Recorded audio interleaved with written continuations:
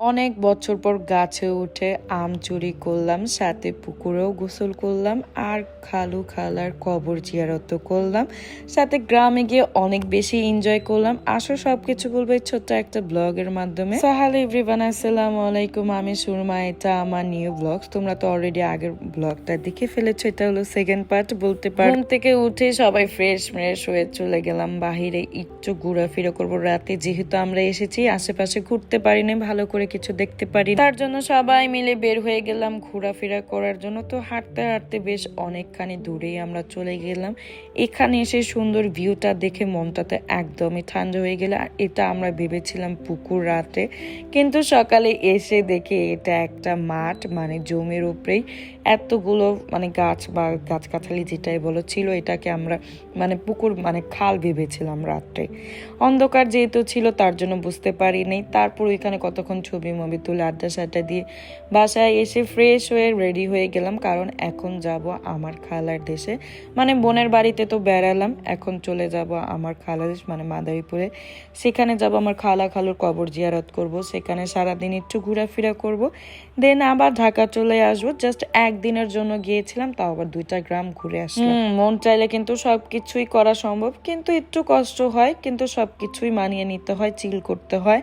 আর এখানের ভিউ সাথে ওয়েদারটা জাস্ট মাশাআল্লাহ, এত শান্তি লাগছিল বলে বোঝানোর মতো না। বলতে পারো কষ্টটা পুরাই আমাদের সফল। আর এখানে বাচ্চারা খুব বেশি ক্লান্ত হয়ে গিয়েছিল। আসলে ক্লান্ত হবে নাই কেন তোমরাই বলো, 2টা গ্রাম ঘুরেছি, সাথে ঘুম নাই, ঠিকঠাক মতো কোনো কিছু নেই। বাচ্চাদের উপরে খুব কষ্ট হয়ে যাচ্ছিল, কিন্তু আমাদের তো খুব ভালো লাগছিল, সাথে ওদেরও কিন্তু ভালো লাগছিল, খুব বেশি এনজয় করতেছিল। তার জন্য তারা অনেক বেশি টায়ার্ড হয়ে গিয়েছে। আর আমার ছেলে তো এই গ্রামে গিয়ে সাথে সাথে বের হয়ে গিয়েছে ঘোরাফেরা করার। আসলে অনেকগুলা ক্লিপসই নেই নাই, কারণ অনেক বড় ব্লগ হয়ে যায়, তার জন্য মানে খুব কম কম ক্লিপস নিয়েছি। আর এটা হলো আমার খালু, মানে এই পুকুরটা আমার খালু ঘাট করে দিয়েছিল। আর এখানে ছোটবেলা কত মজার মজার দিন যে কাটিয়েছি গাইস, বিলিভ করবা না। মানে এই গ্রামটা প্রতি আমার অন্যরকম একটা সফট কোনার, অন্যরকম একটা টান, কারণ আমার খালু খালার কোনো সন্তান ছিল না, আমাদেরকে খুব ভালোবেসে খুব যত্ন করে বড় করেছে বলতে পার। পুরোটা গ্রাম জুড়ে জানে আমি তার মেয়ে, আর আমাকে সবাই অন্যরকম ভালোবাসে, যত্ন করে, কারণ আমার খালু আমাকে অনেক বেশি ভালোবেসেছে।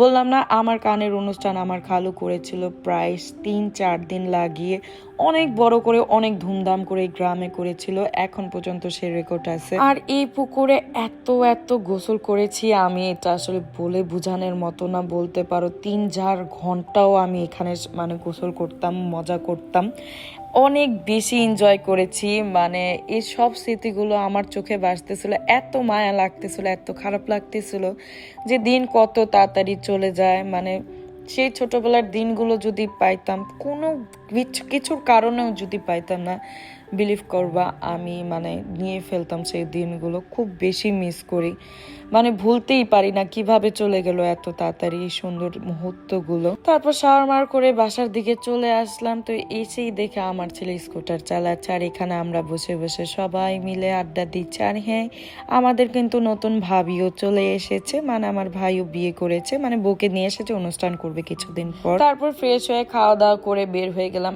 আবারও, কারণ এখন যাব আমার খালা খালুর কবর জিয়ারত করতে, মানে আমার খালার বাসায় যাব। মূলত এখন আমাদের চাচির বাসায় ছিলাম, সেখানেই উঠেছি আমরা, এখন যাব খালার বাসায়। আসলে এই রোডগুলো দিয়ে হাঁটা চলা করলে না খুব বেশি খারাপ লাগে, যে এগুলো এমন ছিল না, অন্যরকম ছিল, চক ছিল, ছোট্ট একটা রাস্তা ছিল, সেখান দিয়ে কত হাঁটা চলা করেছি, হাঁটতে গেলে পড়ে গিয়েছি, মানে সব স্মৃতিগুলো মনে পড়ে, অনেক বেশি খারাপ লাগে। আর এই যে এটা হলো আমার খালার বাসা, মানে আমার খালার বাসা আছে কিন্তু আমার খালাটা নাই।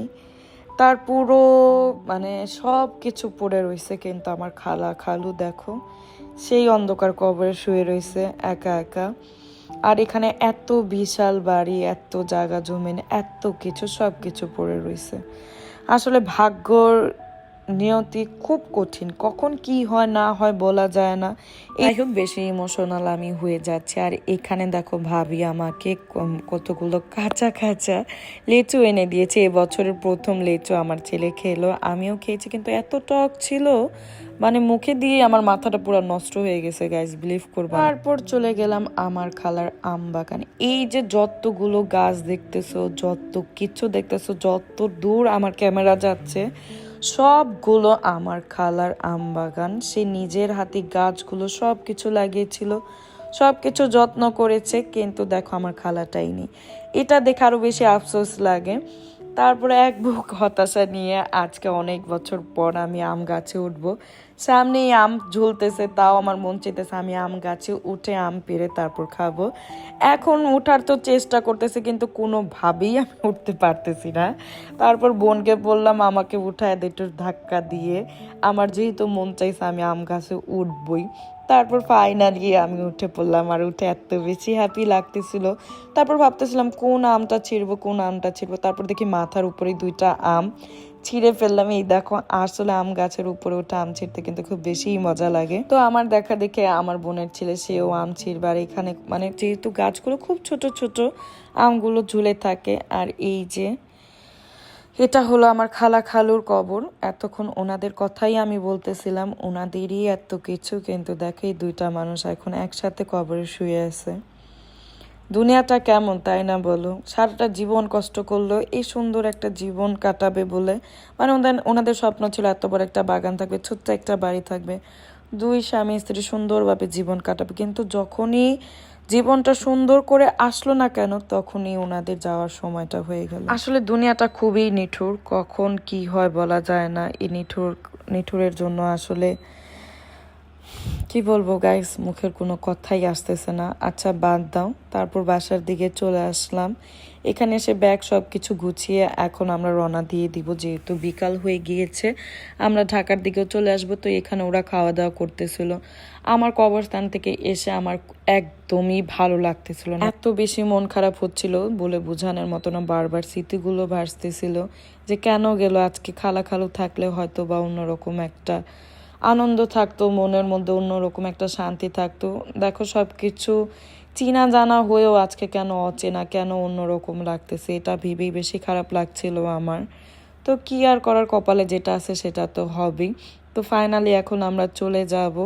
এই তো রওনা দিয়ে দিলাম আল্লাহর নাম নিয়ে। তো আজকের ব্লগটা কিন্তু এই পর্যন্তই ছিল। কেমন লাগছে অবশ্যই কিন্তু আমাকে জানাবা। ভালো লাগলে একটা লাইক, একটা কমেন্ট, একটা শেয়ার করে দিবা। সো আল্লাহ হাফেজ।